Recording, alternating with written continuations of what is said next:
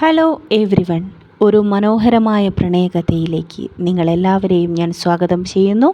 Shehnai part 20. അവതരണം ഷെറിൻ നൗഷ. ഇന്നലെ ബാബു മാഷ് മാമിനെ വിളിച്ചിരുന്നെന്ന് എന്നോട് പറഞ്ഞിട്ടുണ്ട്. മാമും ഹസ്ബൻഡും കൃത്യം 2 മണിക്ക് തന്നെ പ്രോഗ്രാമിലേക്ക് എത്തിച്ചേരണം. അത് ഒന്നുകൂടി ഓർമ്മപ്പെടുത്താനാണ് ഞാൻ വിളിച്ചത്. ഐഷമോളുടെ മിസ്സിൻ്റെ സംസാരത്തിൽ ഏറെ സന്തോഷമുണ്ടെന്ന് ഷഹനായിക്ക് മനസ്സിലായി. മാഡം, ക്വിസ് മത്സരത്തിൽ ഐഷമോൾക്കാണ് ഫസ്റ്റ് പ്രൈസ് കിട്ടിയിരിക്കുന്നത്. മാത്രമല്ല UKGയിലെ കുട്ടികളെക്കാൾ ഉയർന്ന സ്കോർ നേടിയാണ് അവൾ ജയിച്ചിരിക്കുന്നത്. മിസ്സിൻ്റെ വാക്കുകളിലെ സ്നേഹവും അഭിമാനവും അവൾ തിരിച്ചറിഞ്ഞു. ഷഹനായിയുടെ ഉള്ളം കുളിർന്നു. അവളുടെ മനസ്സ് സന്തോഷത്താൽ നിറഞ്ഞു. അന്നത്തെ ദിവസം ഉച്ചവരെ മാത്രം ജോലി ചെയ്ത് ഷാഫി വീട്ടിലേക്ക് തിരിച്ചെത്തി. അവൻ വീടിൻ്റെ ഉമ്മറത്ത് അവനെയും പ്രതീക്ഷിച്ചിരിക്കുന്ന ഷാഹിക്കരികിലെത്തി. എന്താ ഷാഹി, നീ ഇതുവരെ റെഡിയായില്ലേ? സമയം 1 മണി കഴിഞ്ഞു. അവൻ ധൃതിയിൽ അകത്തേക്ക് കയറി. എന്നാൽ ഷാഹിക്ക് സ്കൂളിലേക്ക് പോവാൻ ഒട്ടും താല്പര്യം തോന്നിയില്ല. ഞാൻ വരുന്നില്ല ഷാഫിക, അവൾ പതിയെ അവൻ്റെ പിന്നാലെ ചെന്നുകൊണ്ട് പറഞ്ഞു.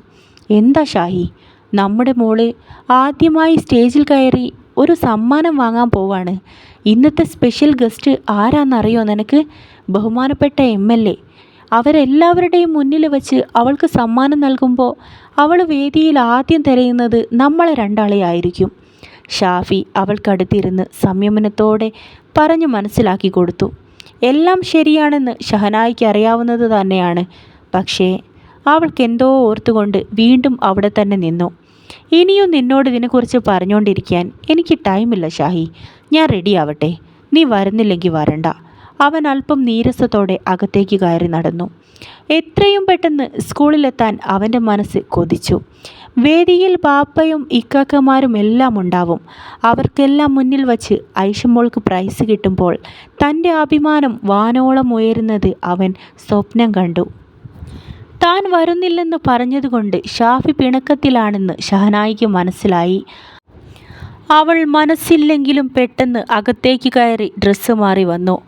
ഷാഫി ഡ്രസ്സ് മാറി പുറത്തേക്കിറങ്ങിയപ്പോഴേക്കും ഷഹനായിയും റെഡിയായി മുറ്റത്തെത്തി കഴിഞ്ഞിരുന്നു.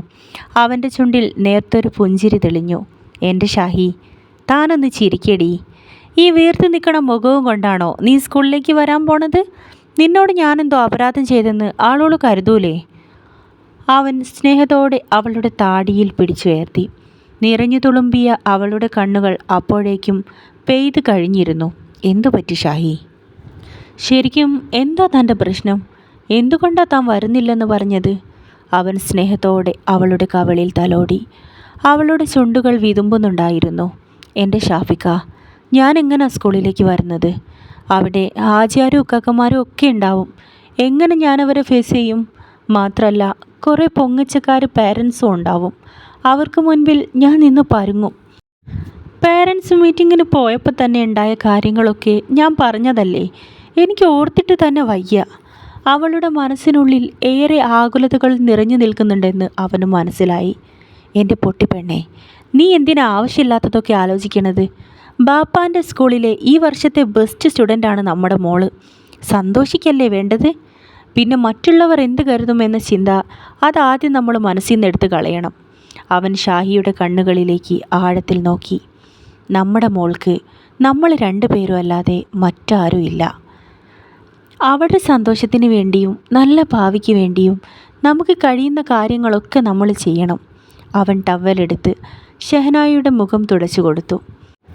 അല്ല ഷാഹി, എന്തോ ഒരു കുറവുണ്ടല്ലോ നിൻ്റെ മുഖത്ത്. അവൻ അവളുടെ മുഖത്തേക്ക് സൂക്ഷിച്ചു നോക്കി. കണ്ണെഴുതിയില്ലേ നീ? അവൻ അവളെ വാരിയെടുത്ത് അകത്തെ ബെഡ്റൂമിലേക്ക് കൊണ്ടുപോയി. കണ്ണാടിക്ക് മുൻപിൽ അവളെ അവൻ നിലത്ത് നിർത്തി. അവൾക്ക് കാര്യം മനസ്സിലായിരുന്നു. പതിയെ അവൻ മേശവലിപ്പ് തുറന്ന് കൺമഷിയെടുത്ത് കണ്ണെഴുതി കൊടുത്തു. അവളുടെ മുടി വൃത്തിയായി ചീകി കെട്ടി. സുന്ദരിയായിട്ടുണ്ട്. ഷാഫി പിന്നിലൂടെ ചെന്ന് അവളുടെ തലയിൽ തട്ടമിട്ട് കൊടുത്തു. എൻ്റെ ഷാഹി, നീയൊന്ന് ചിരിക്കടി. നിൻ്റെ ചുണ്ടിൽ ആ പുഞ്ചിരി തെളിഞ്ഞാലല്ലാതെ എൻ്റെ മനസ്സിനൊരു സമാധാനം ഉണ്ടാവില്ല. അവൻ പിന്നിലൂടെ ചെന്നവളെ കെട്ടിപ്പിടിച്ചു. അവളുടെ മുഖം നാണത്താൽ ചുവന്നു തൊടുത്തു. ആ ചുണ്ടുകളിൽ പുഞ്ചിരി തെളിഞ്ഞു. 2 പേരും പോവാനിറങ്ങി പുറത്തേക്ക് വന്നു. ഷാഫി അവളെ തന്നെ നോക്കി അല്പസമയം നിന്നു. പാവം പെണ്ണ്. ഒരുപാട് സങ്കടങ്ങൾ ഉള്ളിലുണ്ടെങ്കിലും എല്ലാം സഹിച്ച് താൻ പറയുന്നതെന്തും ഇവൾ അനുസരിക്കാൻ തയ്യാറാവും. ഇവളാണ് തൻ്റെ ഭാഗ്യം. അവൾ രണ്ടുപേരും സ്കൂളിലേക്ക് പുറപ്പെട്ടു. സ്കൂളിലെ പാർക്കിംഗ് ഏരിയയിലേക്ക് അവരുടെ ബൈക്ക് കയറി ചെന്നു. വിശാലമായ പാർക്കിംഗ് ഏരിയ മുഴുവൻ വാഹനങ്ങളാൽ നിറഞ്ഞിരുന്നു. പല നിറത്തിലും പല മോഡലിലുമുള്ള വണ്ടികൾ കടന്ന് ഷാഫിയും ഷഹനായിയും ഓഡിറ്റോറിയത്തിലേക്ക് നടന്നു. പ്രോഗ്രാം ആരംഭിച്ചിരുന്നു. പല വിശിഷ്ട വ്യക്തികളും സ്റ്റേജിൽ കയറുകയും സംസാരിക്കുകയും ചെയ്തുകൊണ്ടിരുന്നു. ഷാഫി മുൻവശത്ത് തന്നെയുള്ള സീറ്റിലേക്ക് ഷഹനായിയുടെ കൈയും പിടിച്ച് നടന്നു. ഷാഫിക, നമുക്കിവിടെ പുറകിലിരിക്കാം, മുൻവശത്തേക്ക് പോവണ്ട.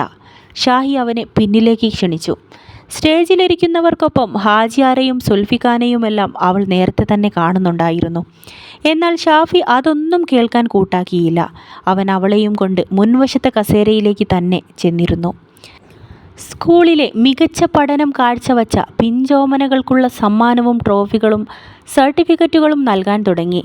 ഏതൊരു പാരൻസിനും അഭിമാനം തോന്നുന്ന നിമിഷമായിരുന്നു അത്. കുട്ടികളെല്ലാം ആവേശത്തോടെ സ്റ്റേജിലേക്ക് കയറി സമ്മാനങ്ങൾ ഏറ്റുവാങ്ങിക്കൊണ്ടിരുന്നു.